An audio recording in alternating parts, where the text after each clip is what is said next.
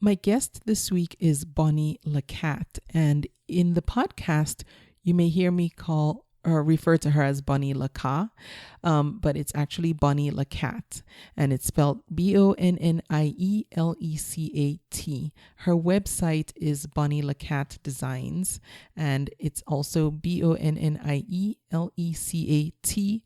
Designs, Bonnie LeCat Designs.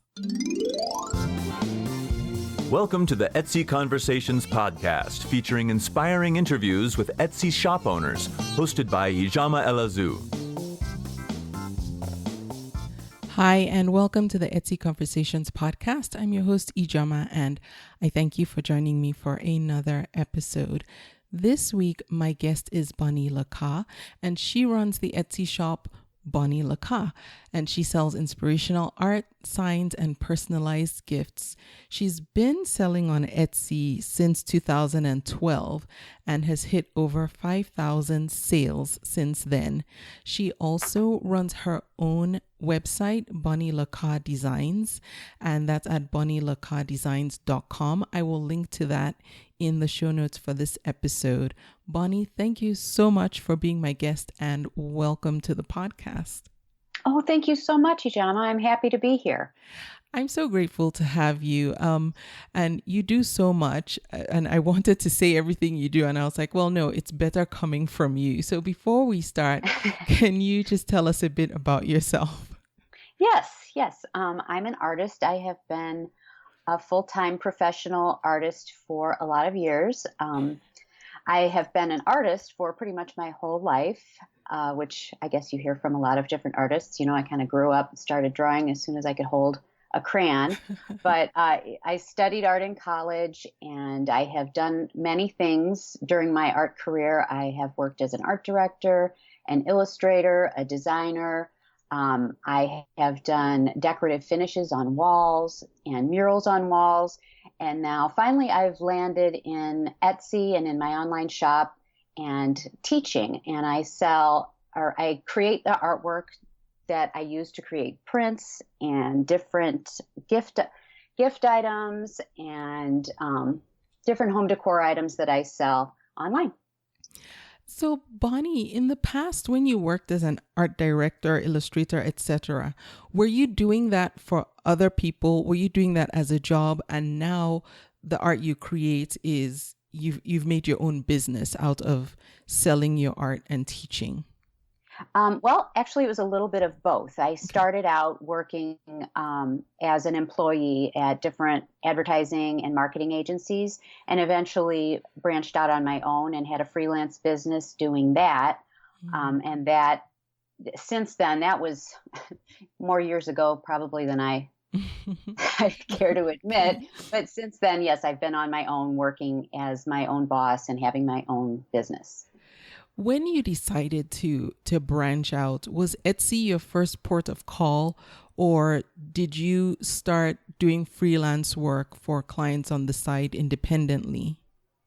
Well, that was actually before Etsy was even around that I branched out on my own. So, yes, I first learned about Etsy in 2012, and I had already been working as a freelance graphic designer and illustrator, and I was doing faux finishes and things like that at the time.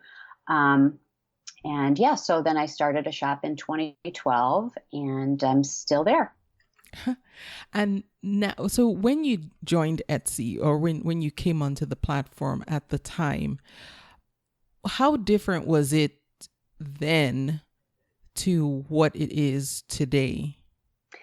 Well, when I first learned of Etsy, I was really excited, and I thought, oh, okay, here's this online platform where I could just take some of my art that I just had sitting around that I had made and just sell it. So I put like 3 paintings on there. I just randomly picked a price, and I just waited for something to happen.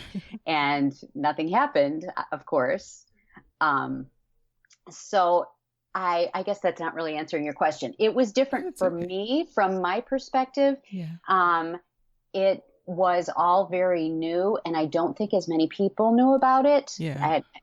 At the time, I think they have a lot more categories and things that they offer now. Definitely a lot more sellers and a lot more opportunities for sellers.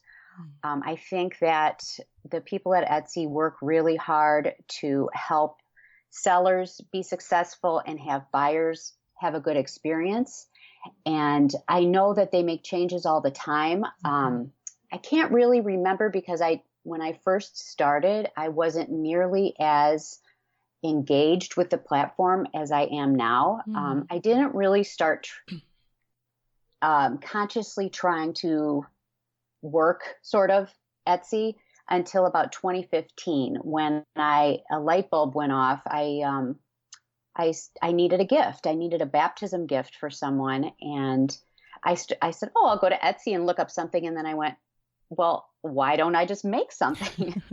So that actually became my first item. I took pictures of it and I listed it and it just started to sell. So that sort of was my springboard moment, my light bulb moment into what I should and could sell on Etsy by really considering what are other people looking for on Etsy. I saw myself, I was the customer. So I'm kind of rambling. Sorry, I'm probably getting away from the initial question. No, but that makes perfect sense. And you said something that did catch my interest. Initially, when you put your first product up, you just you just priced it randomly. Has your pricing strategy changed now? Yes, as a matter of fact, it definitely has because pricing is tricky and it's very complicated. And especially when you're new to Etsy or to any kind of, maybe starting your own business and selling your own products, it's sort of a mystery. And as a matter of fact, I'm working on a class right now that's geared toward Etsy sellers. And that's one of the sections in my class is trying to help sellers by giving them a formula that they can use to get started. And so they feel like they sort of know what they're doing and don't just randomly pick a price. Yeah. So what I did at first was just, I guessed a price that I hoped people would pay that I thought I wanted and put it on there. I'm a lot more strategic now. I use typically what's called cost-based or cost-plus pricing. Okay. And to come up with that price, I keep a detailed list of all of the supplies that I use for that particular item. And I know exactly what I spend to create the item. I keep track of how long it takes me to make it. And then I pay myself a salary based on that. And then I keep track of all my overhead expenses, things like, utilities and printer ink and all of that. I keep careful track of that so that I know what I spend each month. And then I use a month as a unit of time to then divide up by the number of sales I typically get in a month to add that onto my price. And this is probably all sounding super confusing, but no, it all makes sense because I think these are little costs of doing business that a lot of us forget to take into consideration when we're pricing our items, utilities and time and overhead costs that, we kind of see as separate, but without accounting for those, we might not be able to, we're probably undercharging, I'm assuming. Exactly. I think it's common for people to kind of think, well, this cost me $5 to make, so I'll charge $10 for it, and forget to pay themselves a salary, forget to cover all of their additional expenses, like maybe the gas it takes to go to the post office every day, things like that. But, and also one thing I didn't consider when I first started my shop, I now sell some of my items in other retail stores. You have to take that into consideration when you're initially pricing a product, that if you ever want to sell at wholesale, you have to offer it at half that price in order to make a profit. So you have to make sure that your base price or your wholesale price, you're still making a profit then. So as I said, I'm doing this class, and it outlines a little bit more, visually, so people could actually look at something that would help them understand how to price things correctly. Okay. But I also then, once I do come up with a wholesale and a retail price, I check out the competition and I kind of see, where does my item compare? How does it compare? Mm-hmm. Depending on what my brand is and what my brand values are. Do I want to be the cheapest product? Do I want to be more of a prestige product? What makes sense for my brand? Mm. And then I test out the price and I see what works. And sometimes you have to adjust. Sometimes maybe you have to lower it. Sometimes, and this is a true story, one of my first products, it got favorited and favorited and favorited and favorited, but nobody would buy. I started raising the price, and all of a sudden I started getting so many sales. And so I always remind myself of that. It's a lot more than just what your expenses are. You have to take a lot more into consideration. And I think trial and error with different products is a good way to do it too. And to, like I said, checking out your competition and then taking all these other actual costs into consideration first. So Bonnie, I have heard that theory about how, other sellers have said they will raise prices and sales go up. Sales numbers go up, not just income from the sales because of the raised prices. Have you ever had to lower your prices when you're testing out a price to see if that stirs sales? Does that make sense? Yes, that totally makes sense. I think that the first thing that we all want to do is say, oh, well, I'll lower my price so that people buy it. Yeah. I try to stop myself from doing that. Mm-hmm. And, I have offered sales to see if that makes a difference. I try not to do too many sales, but just because I don't want to train my customers to wait for a sale in order to make a purchase. Yes. So, I don't really do that often, but I do when I want to chicken out and just see. Yeah. But I try to maintain a certain level of product value and kind of base all my new products with the same sort of pricing structure so that it makes sense to my customers and they kind of know what to expect. Okay. So when something works, I can sort of use that as a guideline for new products, if that makes sense. Yeah, it does. And I have to say, I'm one of those types of customers that certain platforms have trained me to wait for sales, which, as a customer, I like, because I'm like, right. Well, I know how to work the system. I'll just go and I'll look at something and I'll browse it for long enough and then I won't buy.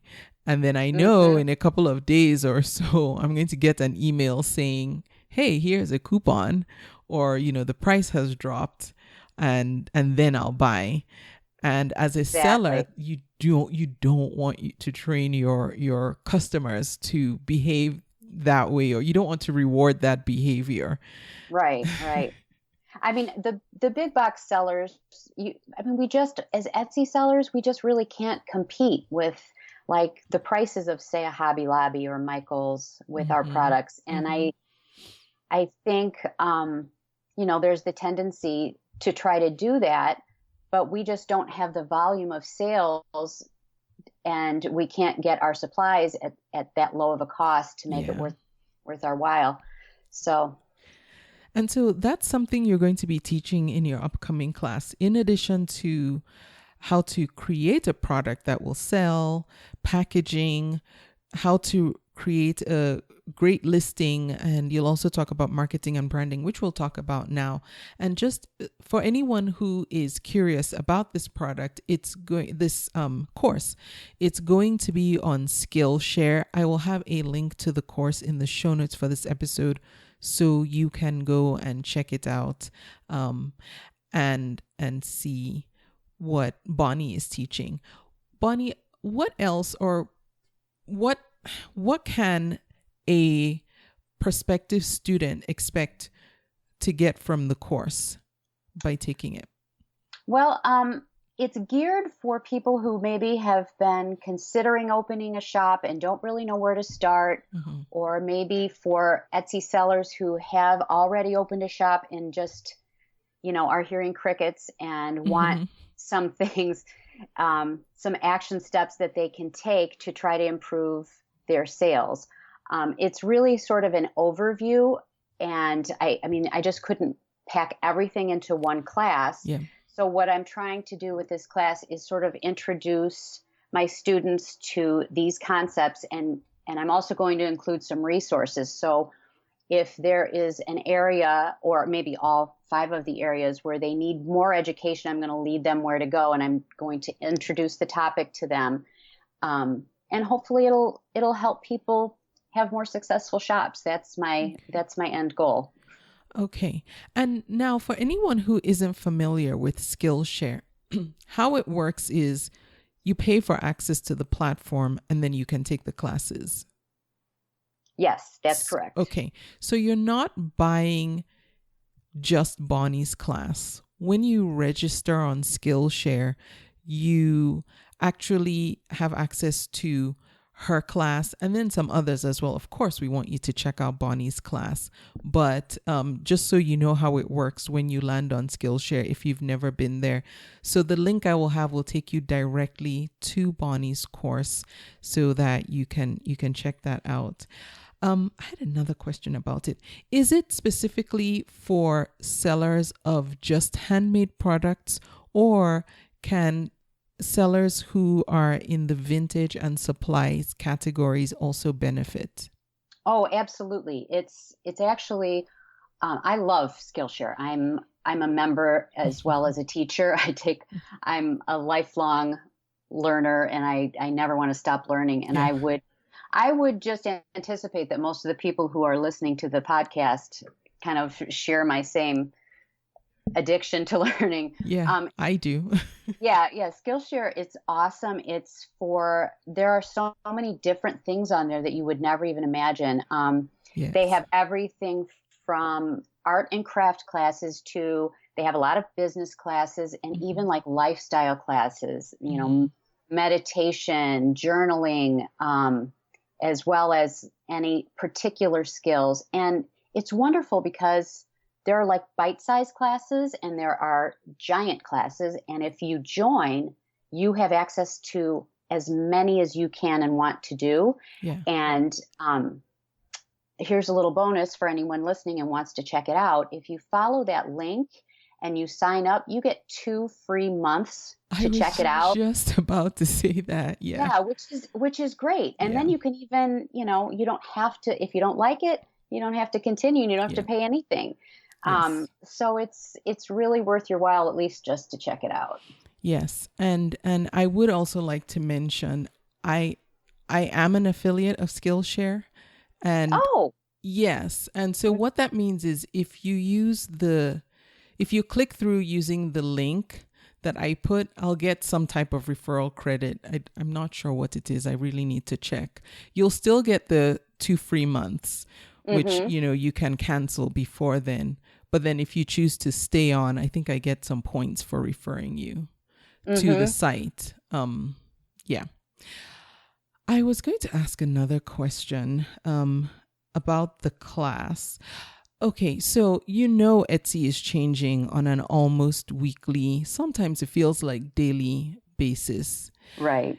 Is your class going to be flexible enough to keep up with the changes that come along on Etsy so that when someone does register to take it and something changes, they can easily go back into your class and get caught up on what the new changes are?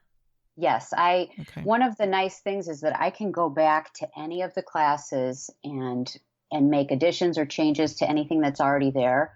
So I'll make sure if anything changes drastically to go in and get updates so that anybody taking the class is getting current information. And also, if you do decide to take the class, I would encourage you to follow me on Skillshare, and that way you'll be notified if I do make any changes or add anything else. Like I'm considering doing maybe some more specific skills. Like I said, the first class I'm offering is going to be kind of an overview, and I might do some more classes that deal with more specific Etsy issues to help sellers, when Etsy makes a change, kind of explaining what's going on. Okay. Because I like to really keep up to date in the forums and pay attention and understand all the changes that they're making. And I think that's really helpful to the success of a shop. Okay. There are a couple of things I want to talk to you about. One has to do with your listings, but before we do that, I just want to say, if you're listening and you want to get a feel for what it will be like to take Bonnie's class, Bonnie offers a 5-day gallery wall challenge, which you can sign up to be a part of for free. Bonnie, do you want to explain what that is? Oh, sure. Yeah, that is listed on my website. And what it is just a 5-day, and it doesn't take 5 whole days. It's just broken up into little sections so that it's easier to do and it's a little more manageable. And it is for people who have artwork laying around your house that is maybe leaning against the wall, or you haven't bought frames yet and you just don't know how to put it together. It's just an emailed task every day that helps you finally get that done and get your artwork up on the wall. Do you tell us what kind of equipment and supplies we will need? Absolutely. That's part of the class. Okay. All right. So if you want to sign up for that, you can do so at Bonnie LeCat Designs. That's BonnieLeCatDesigns.com. I will link directly to Bonnie's website, and you can sign up for the 5-day gallery wall challenge there. You can also check out everything else she's doing on her website, which actually, since we're on there now, let's talk about it. Did you build this site yourself? No, I actually had a web designer. Her name is Amanda Creek, and she's wonderful. Oh, wow. Yeah. I can give you her information too to link to if you want to. Yes, please. Yeah, because she's fantastic and she is very helpful, and she actually teaches a lot. She's been a mentor to me as well as a designer. She has just a world of web design and creative business knowledge. So she's a good one to know. And I did want to mention before I forget that the Gallery Wall Challenge is completely free. It's just something to, help my customers out. There's no charge for that. Okay. Great. So Amanda helped build this site. So on this site, you have both your shop, your e-commerce shop, and the blog as well, and you offer classes. So this is like your main hub of everything Bonnie LeCat Designs. Yes, pretty much. Okay. Now, on social media, when you do promotions, are you promoting this more than your Etsy shop, or do you have social media accounts that are specifically for your Etsy shop and then some that are specifically for your own personal home on the web here? I sell pretty much the same items in both places. Okay. So I don't have separate accounts because it's basically, the same things that I offer on both. Mm-hmm. So I sometimes link to one, sometimes link to the other. Sometimes I will do more than one post, way more than one post for a particular product, and then link to it in different places and see which one works best. Yeah. Okay. I like that.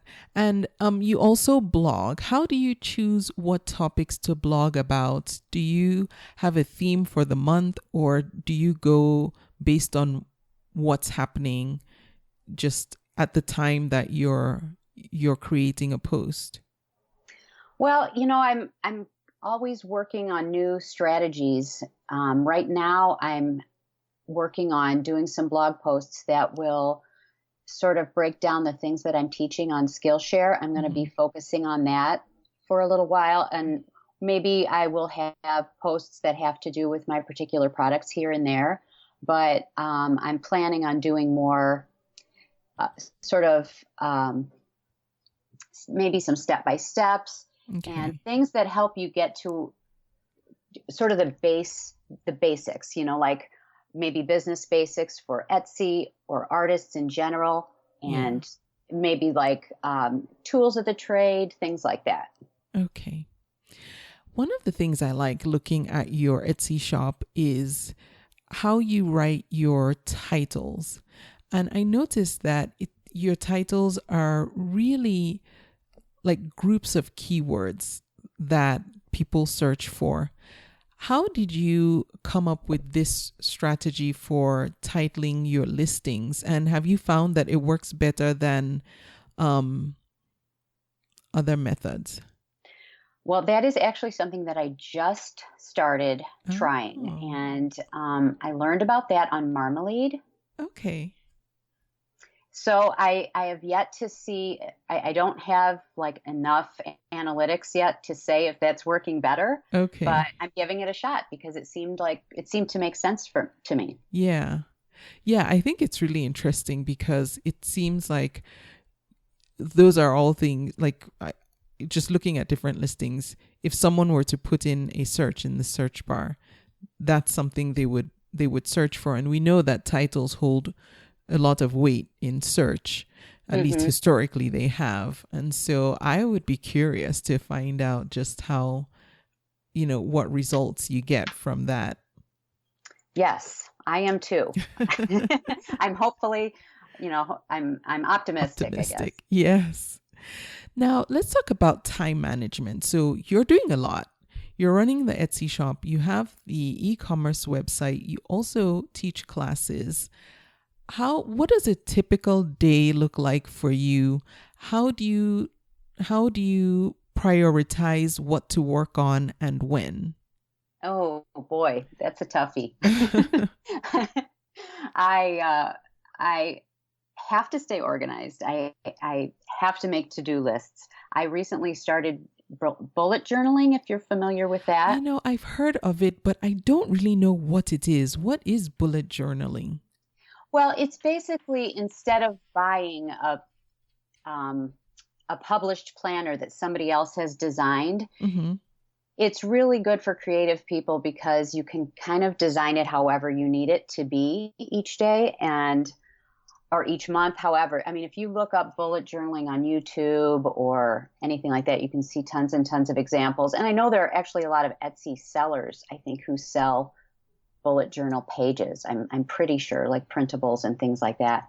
Okay. But it just helps you stay organized in a way that is best for you. Okay. So to organize and prioritize, I like to write everything down, sort of do a brain dump, and try to look at the big picture of what my goals are. Goals are really important so that I don't get off track. I'm super easily distracted, as I'm sure a lot of the listeners here are, because when you have a creative mind, oh man, sometimes it's just horrible. Like wind in there. So that's why I have to make to-do lists, and I try to keep off of my phone as much as possible. And I've tried different techniques for production, like the Pomodoro technique and things like that, and I just stay at it. Does the Pomodoro technique work for you? I'm sorry, I didn't mean to cut you off.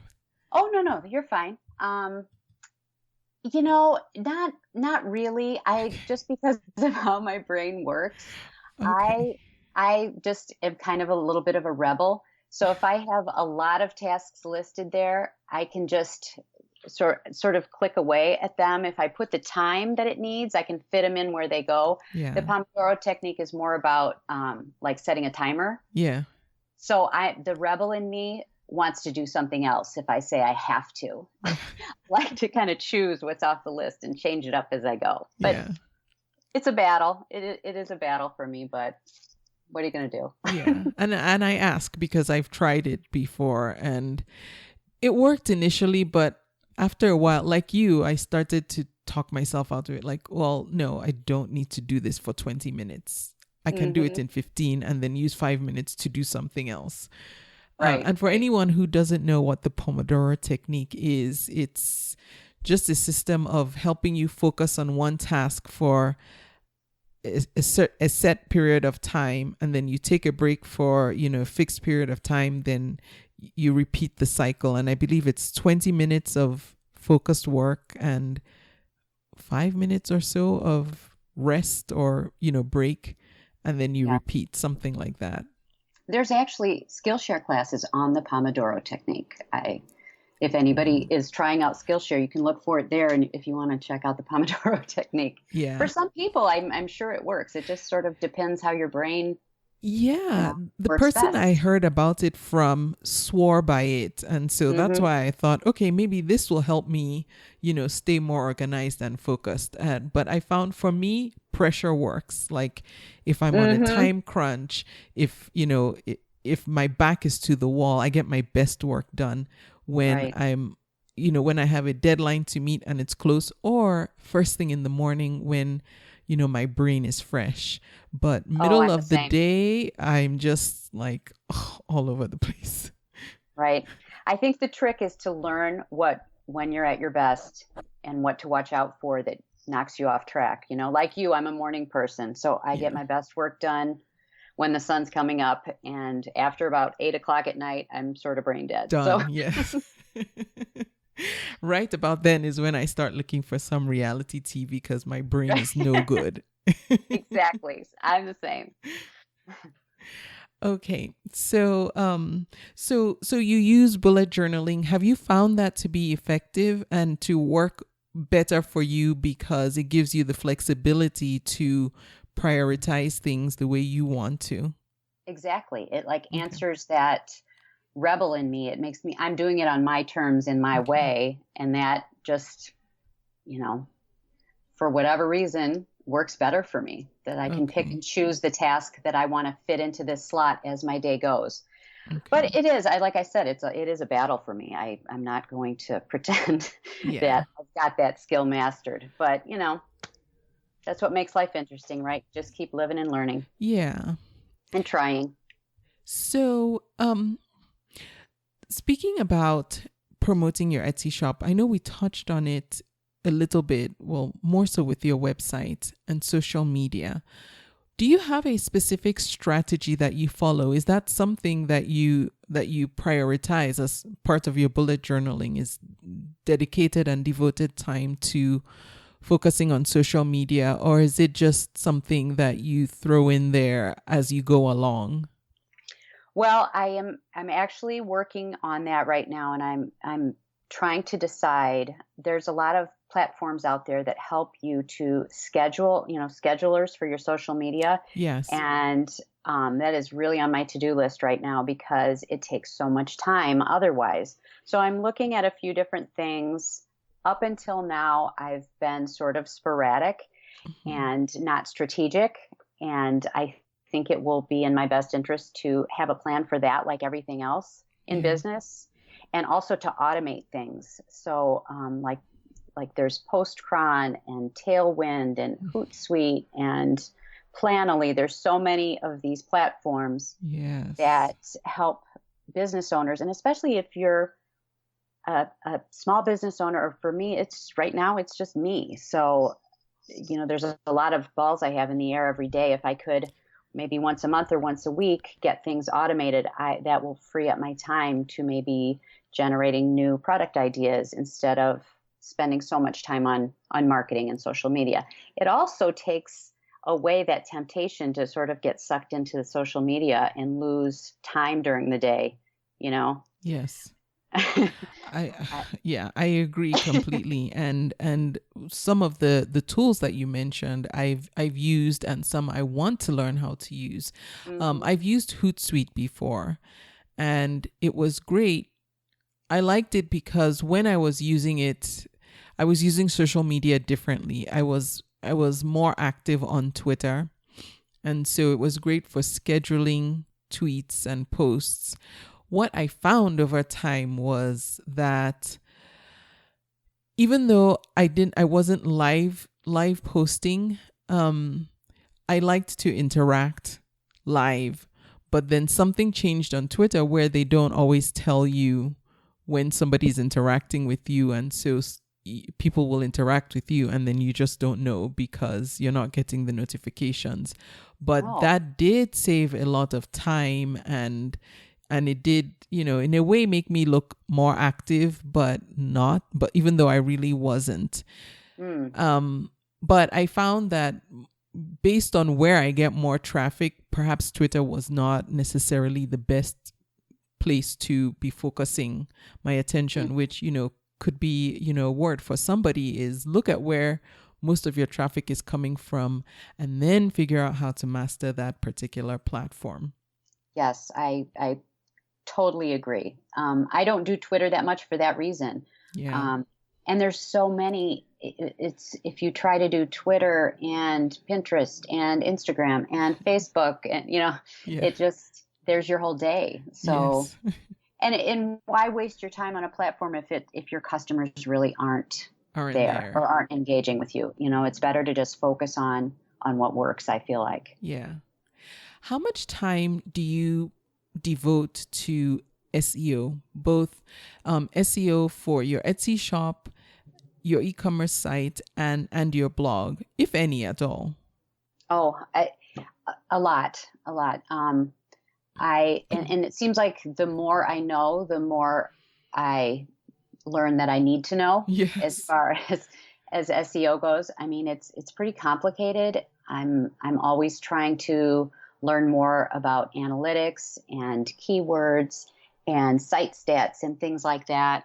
And that's one of the changes that Etsy has done. I think they are really trying to give sellers a lot more information so that they can make good decisions moving forward in their shop. So, knowing SEO, being familiar with keywords and how to use the Etsy dashboard. Same thing with if you have WooCommerce, or I would imagine Shopify or any of the other e-commerce sites. To really become familiar with how to get ahead and what the algorithms are and how to name your products, how to get found, is just, so I spend a lot of time on it, and I don't anticipate, not, because I think it's the only way to keep on track and keep your products in front of people. Yes. And for anyone who doesn't know, SEO stands for search engine optimization. And to get into what that is would be actually a whole different type of podcast, not this one. Yes. But basically a way to get traffic to your site from search engines and it could be Google or Bing, Yahoo, as well as the Etsy search, getting traffic to your shop. And it's a whole science or art. I don't even know what it is, but it's something. It's a little of both. Yeah, it's a little of both. But yes, it's something we all need to pay attention to. And, like Bonnie said, the more you learn about it, the more you realize I don't know. There's so much I don't know. I'm learning this, but then I'm also learning I don't know a lot. And I need to know this and this and this and this. Yeah. In addition to that. Yes. So, but that's what makes owning a business exciting, I guess, too. Yeah. Now, have you or do you ever think that you would like your business to scale to the point where you would need to hire additional help? Or is your goal or your plan to keep it comfortable for one person?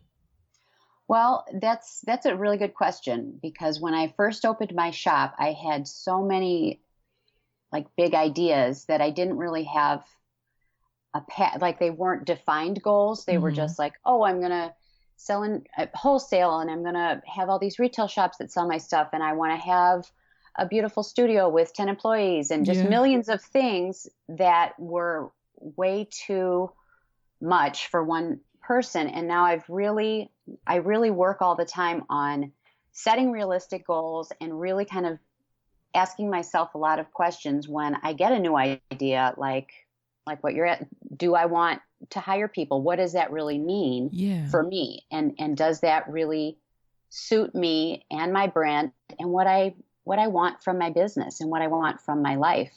So I think I've gotten to the point where I've decided that I really like just working on my own and hiring things outside for outside help, and just keeping it to a minimum as far as trying different things. I try like one thing at a time. Yeah. And so one way that I'm tackling that is, once I decided that, I thought, okay, I need to automate my social media, and I'm trying to work on building passive income through partnering with different people who can drop ship my items, print and drop ship my items, so that I don't have to constantly spend a lot of my day making the same thing over and over again, because I get a little bored with doing the same things over and over. So that works for me. But I think there's a lot of opportunities to do that for me. And I think for any of your listeners, I just really recommend taking a step back and looking at, what do I really want for my business? Okay, so if you come up with an idea that you want to hire people, just figure out, what does that really mean? Do I want that? Do I want to do that? Do I want people in my house? Do I want to set up payroll, or house, or wherever your studio is? Do I want to rent a studio or a building? And then trying to make decisions in that way.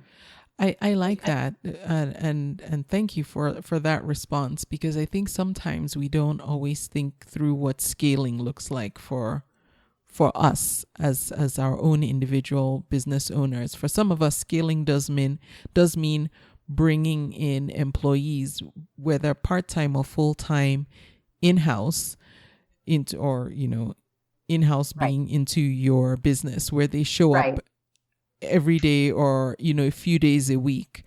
And for another person, scaling might be, like you said, outsourcing certain things, so certain tasks that you don't want to do, or I don't want to do, just having someone do that. For instance, like you said, Amanda did your web design, just outsourcing that, so you're not spending that time. Because I know a lot of, like, I have spent hours that I really, in retrospect, should not have spent trying to build my own website, whereas that would have been a good task to outsource to someone else, so I could have focused on something that was more worth my time.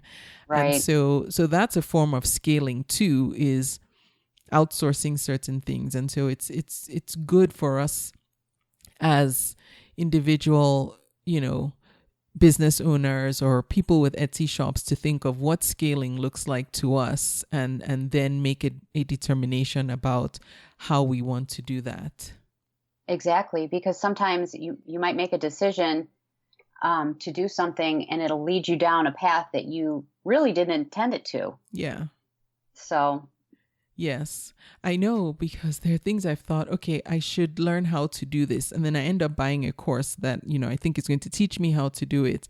And then, I'm taking this course, and, it's taking forever to get through that. And before I know it, so much that could have been done gets left undone, because I'm trying to learn how to do this one thing. Yeah. Which at the end of the day, do I really need to be doing that particular one thing? There are some things, yes, but a lot of them, no. Exactly.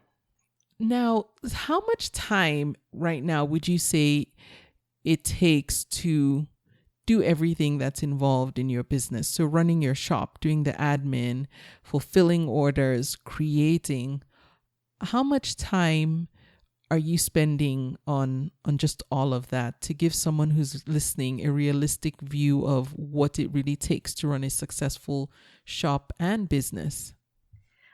It takes a lot of time and a lot of effort, and I love it.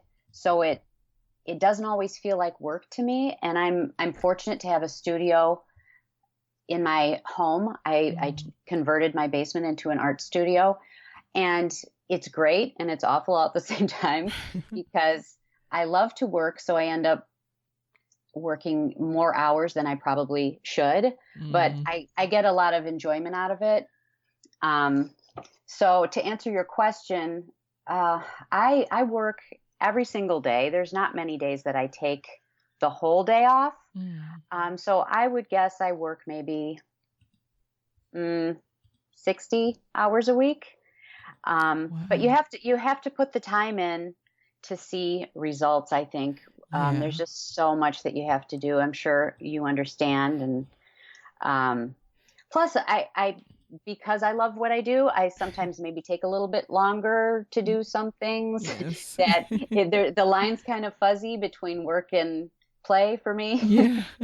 Which I guess is a really good thing. So Yes, that is a good thing. And as someone put it not too long ago on the podcast, you have to show up every day if you want to get the results that you're aiming for. You have to actually show up to do the work. Yep. Now, speaking of taking time off, so because your work and your business is so intertwined with your personal life, how do you make the designation when you need to take time off if you're going on vacation, and what do you do? Do you put your whole shop on vacation? Do you just change your processing time so that you don't have to put the shop on vacation, etc.? How do you handle taking time off? Well, I have done it. I've tried it a few different ways. And for me, I did not have luck when I shut my shop. It was nice to not have that constant need to work. And I know sometimes, we all need to do that. Yes. But the result of that was that I lost, like for a while, I lost views. So I don't know if that's the case with everybody, but that was the case for me. So what I do now is I adjust processing times when I need to take time off. And I always make myself available to answer questions. I think that's really important because I feel like you got to strike when the iron's hot. If somebody answers or is curious about a product, get back to them as quickly as you can. Yeah. Because they're just going to move on, otherwise. Or not always, but, your best chances of making the sale is answering as quickly as you can. Yes. Yes. And I've done that as well, is changing my processing time. I found that I actually prefer that to shutting down my shop, especially if it's just like a long weekend getaway or something where, if I'm not leaving the country where I really, might not have access, I will just extend the processing time. And for anyone who doesn't understand what that means, when you have your Etsy shop and you set up your shipping rules for a particular item, and you can do it in bulk for everything or on an individual item basis, you determine what your processing time will be. And that's a set number of days that you have to prepare the product or make it or, get it ready to be shipped. And it goes anywhere from 1 day to, I think, up to a week or so, if not longer. I'm not sure. And so if you're going to be gone for, say, a long weekend or even 7 days, you can set your processing time for longer than that so that you don't get penalized for not shipping out on time. And Etsy will, if you go into the app or log into your account on the computer, it will tell you, okay, you need to ship this in 5 days. You need to ship this in 4 days, 3 days too. So you'll see a countdown. So you know that you have a deadline to send it out by. And so if you need to buy yourself time, you can increase your processing time so that it gives you time to get back home and do what you need to do to get that out there. Now, as far as you said, you always like to make yourself available, like to respond to convos and whatnot. Have you found that you use the snippets feature in the Etsy convos or not much? I actually do. Because I think a lot of times I get similar questions. Yeah. And anything that I get asked a lot, I try to put in my frequently asked questions. But if it's something that's going to be totally personalized, depending on the customer, I'll answer them. But there's a few things that I do use the snippets for. Okay. Do you? I have in the past when I've gone away. So I'll use the snippets if someone sends me a message and it's, let's say I'm taking a long weekend and I've increased the processing time and they ask a question. The first, I will change the dates.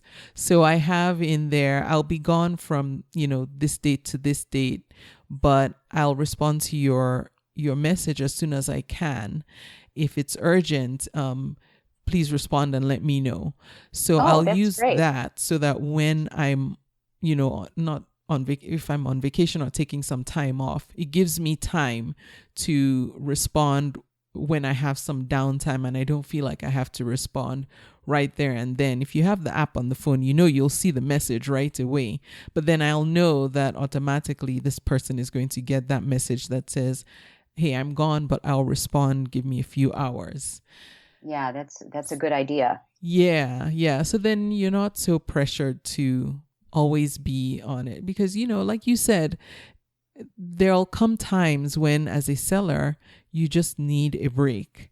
You just need to just take some time off and not have to always be on, like thinking about it. So it's helpful for that. In addition to putting it in my announcements, although I feel like sometimes people don't always read the announcements. Right. So, I think you're right. There's a lot people don't always read. So any way that it can be reiterated, the message, I will try and say it multiple times to people. Now, there's also the updates feature.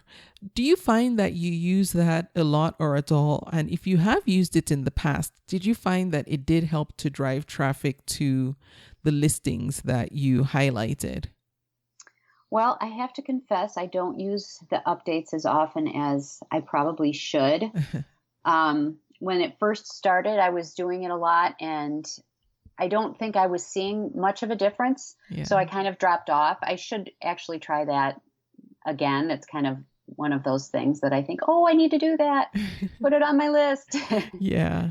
So, I mean, I think it's a good opportunity, something else to try, maybe. Yeah. Something that works. I don't know. And I say that too, because when it first came out, I was all over the updates. I was using it quite a lot, and I think I saw bursts of interest, but I knew that was directly correlated to the fact that people would see it right then and there and then respond to that listing, but it wasn't anything that was necessarily sustained. But like you said, I think it's there so you can use it on an ongoing basis and it doesn't bring you consistent traffic, but if you just want to get quick attention to something, I think it's good for that. Yeah. Oh yeah, definitely. I mean, I think everybody should, if they have a store, if they have a shop, they should try it, see if it works. Yeah. Now, when you get a new idea for a product, how long typically does it take you from the time you get the concept to executing it to having it up and listed in your shop? Wow. Well, I would have to say it varies because I get ideas too often. More often, too many, too often. More than I can keep up with, and sometimes. Have you ever read Elizabeth Gilbert's Big Magic, where she talks about ideas like being sort of like a tangible thing that are out there in the universe, and then they come, and if you don't act on them, somebody else will do it. No. It's sort of an interesting thing. Well, sometimes I get an idea and it's enough to make me drop everything and just sit down and do it. Sometimes I've just I had to stop everything and do it and list it, and it ends up being really successful. Other ideas I sort of put on the back burner. But but I try not to take too much time to develop an idea, because the bottom line is that it varies. It just depends on how busy I am with other things and how powerful and how connected I am to the idea. Mm-hmm. I'm glad that you mentioned that theory, because I feel like I've missed so many opportunities. I've not really heard this theory that Elizabeth Gilbert put out that you mentioned.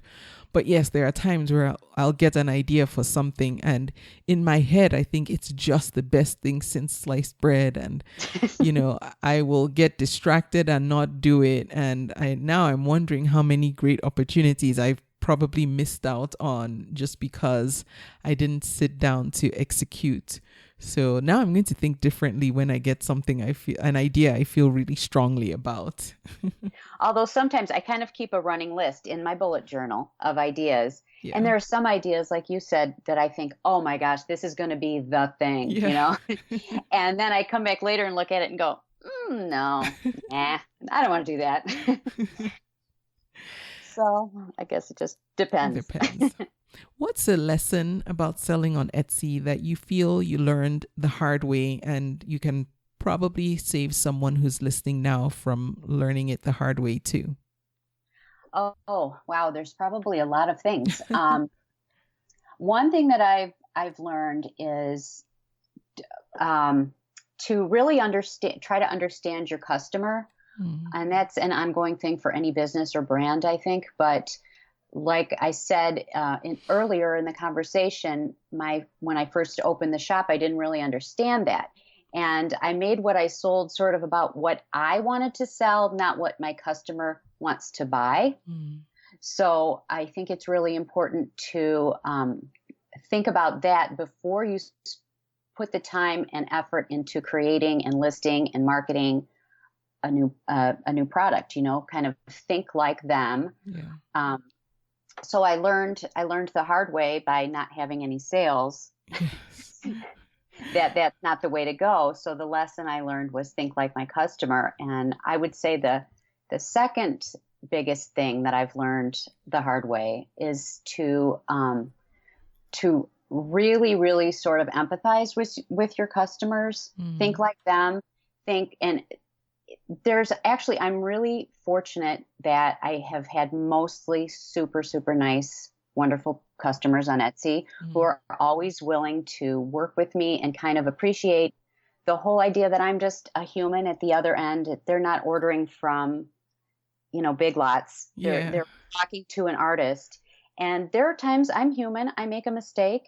And I find that if I always will say, oh gosh, I'm so sorry, and talk to them like another human being, I made a mistake and let me fix it for you. Mm, yeah. And it's much more important to have a happy customer that wants to come back and wants to feel like they made a new creative friend than to say, well, I don't care about that, about what happened. It's not my fault that got lost in shipping or whatever. I really try to look at what's the fairest way for both of us that my customer's going to walk away happy. Yeah. And that makes sense. And customer service, I think, is an ingredient to a successful business that sometimes, we get lost in our own feelings and forget that, if we can make that other person happy, even though it costs us something and we feel that it shouldn't cost us, that's a way to grow our business and our brand. And, there are some stores we can think of that have grown their brands just based on their customer service. That's true. That's true. And so with that in mind, another lesson for people who are thinking of starting a shop, and if they're making something handmade, make it the very best you can make it, because if there was ever a time when you're wrapping that item up to ship it out and you think, oh, I don't know, I don't like how that looks. I mean, not to the point that you spend longer than you should to make a profit, but if you can't make that product and make it something you're proud of and that you would be happy to get, don't let it go out the door, Yeah. Yes, that's great advice. Now, Bonnie, the course that you're going to be offering on Skillshare is for people who are either struggling to make sales in their existing shop or don't know how to set up a shop at all. What advice, other than to sign up with Skillshare and do your class, would you give to that person who is listening right now that is just in the midst of the struggle to see something positive come from their Etsy shop? Oh, there's just so many things. Go for it. Well, I think with the and not to keep going back to the class, but I gave that particular question a lot of consideration, what you just asked me. And I think first off, having a product that is desirable, there's a purpose for it, people are going to want it, and do market research, look on Etsy, and then think about, can I make that? Is it worth it for me to make it? Can I make a profit selling that? So have an item that you're confident will sell. And I also think it's important to think of the big picture. Every part that you will have to do if you open an Etsy shop. Think about the packaging, think about the photography, think about the listing. There's a lot you have to learn, and not that it's not possible. It's certainly possible. There's a lot of us out there who have found a lot of success on Etsy, but just know that going in, and start learning. And I think define what you want to do, like we've talked about during this podcast, sort of sit down and make a list of what your goals for your business and your life are, and see if Etsy is a good fit for what you're selling and for your lifestyle. And for me, it was. Okay. Thank you. That's good advice. And I think that's probably the first time that it's been said on the podcast is assess whether Etsy itself is a good fit for, what you want to do. It is for a lot of people, especially, someone who's listening to the podcast, but then it's not for some. And that's just a reality. And it might take some trial and error. Maybe you want to try the platform and find out for yourself if it is or isn't. But if it's not, be open to the fact that perhaps it's not, Right. Well, and I think a lot of people don't give it a fighting chance because they don't do all the homework first before they set up their shop. Yeah.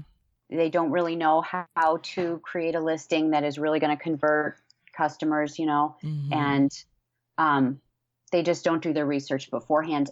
So they don't sell anything, just like I did. I did this myself. And then I go, oh, Etsy doesn't work for me. Well, you have to work it. You have to decide, am I going to put in the effort and renew my listings and update my photography when it needs and keep adding new products and be available for my customers and all those things. Yeah. So just do your homework, and you might find that, wow, that sounds like really intriguing and like something that I could do every day. So that's just a sneak peek into what you'll get in Bonnie's course on Skillshare. Again, I will link to it in the notes for this episode so you can check it out. You have 2 months free of Skillshare to do that. And there's so much more in there. I think beyond the 2 months, you will probably want to stick around if you just like to learn. And it doesn't have to be about Etsy. There, like Bonnie mentioned before, so many courses in Skillshare that you can take, some for fun, some to help you be a better business owner. So check that out. Now, Bonnie, in addition to the other resources mentioned and your upcoming class, are there any other resources that you use and have found particularly helpful to either running your Etsy shop or your business in general that you can share with us? As a matter of fact, there's a long resource list. And I actually, if you take the class, I include that in the class. Okay. I have a resource list. And I mean, I can name a few here now off the top of my head. You can Your just name podcast. two. Two Okay. is okay, because then, if you have a list, that will probably be easier to go through the class. Right. I've got like 30 resources Oh, on wow. it. But the Etsy Seller Handbook Oh, is yes. just a no-brainer. It's like it's there. It's available. Read it. Learn it, live it, love it, because it's there to help you. And really, the people at Etsy, they want to help you. They don't succeed unless you succeed. And I see a lot of times in the forums, people are like very angry and, oh, what are they doing? And they're just trying to undermine us and stuff. And I don't understand that at all, because why would they? It doesn't make any sense. So there's my resources. The Seller Handbook and the forums are really great places to go for information. So, and it's easily accessible, and it's accurate. That's the other thing. You're getting it from the horse's mouth. From the horse's mouth, exactly. And so I will link to all the resources we've mentioned in this episode, including the Etsy Seller Handbook and the forums. And like Bonnie mentioned, yes, when you go to the forums, you might run into some negativity from some of the other sellers, and that's okay. It's a free world. People are free to express themselves. Look past that, get the good stuff from the forums that you can, and ignore the things that are not beneficial to you. I agree. I totally agree. Now, Bonnie, what's the best way someone listening right now can get in touch with you or connect with you outside of the podcast if they want to? Well, you can find me I'm on Instagram a lot at Bonnie LeCat. I'd love to have any listeners connect with me there. Okay. I'm on Pinterest, also at Bonnie LeCat. I have a Facebook fan page, and that you can find me there at Bonnie LeCat Designs. And if you ever want to email me directly, you can reach me at blecat@bonnielecat.com. And I have contact information on my website, which you've mentioned, which is bonnielecatdesigns.com. Okay. And your email is blecat@bonnielecat.com, not Bonnie LeCat Designs? No, it's just bonnielecat.com. Yes, okay. blecat@bonnielecat.com. Okay. So I will link to everywhere that you can connect with Bonnie in the show notes for this episode, as well as her website and her Etsy shop. Again, her Etsy shop is Bonnie LeCat. That's BonnieLecat. And her website is Bonnie LeCat Designs. Again, it's BonnieLeCatDesigns.com. Sorry, I just feel like I need to spell it out so people get it right. I appreciate that. But I will have the link to all those in the show notes for this episode as well. Bonnie, thank you so much for being my guest. I look forward to your Skillshare class. I particularly like Skillshare because of the format of the classes. They're not overwhelming. You can get in there, and I feel like the instructors get right to the point, because I feel like there's some rule that they can't waste time with fluff. Just get to it. And so I'm excited to see what your class has to offer. Oh, well, thank you so much. And it's just been a pleasure chatting with you. I love talking all things Etsy and small biz, and it's been a lot of fun, and I really appreciate you having me. Thank you. You are so welcome. And I thank you for listening to the podcast. I will be back next time. Thank you for listening. You can subscribe to the podcast in iTunes, and while you're there, please leave a review too. Visit convome.com to leave a comment or feedback on this episode.